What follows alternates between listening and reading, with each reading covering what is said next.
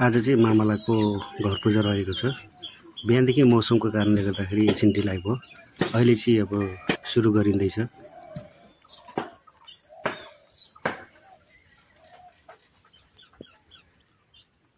पाजु दाउरा काट्नमा व्यस्त, हाम्रो पाजु र गुरु चाहिँ मण्डपमा व्यस्त हुनुहुन्छ। पूजा सुरु भइसकेको छ। सुरुवातमा चाहिँ पाजु र मम्मीबाट सुरु भएको छ। खानपिनको लागि पनि तयारी गरिँदैछ।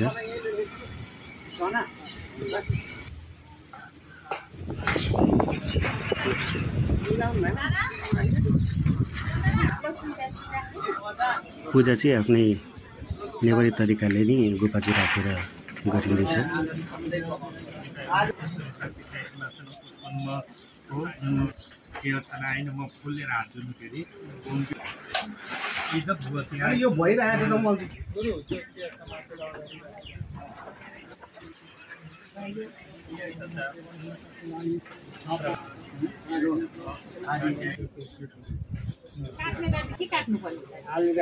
के खाएको भाइ?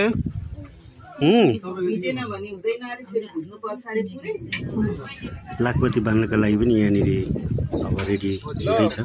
बिस्तारै बिस्तारै गर्दै सबै बातीहरू राख्ने क्रम जारी नै छ।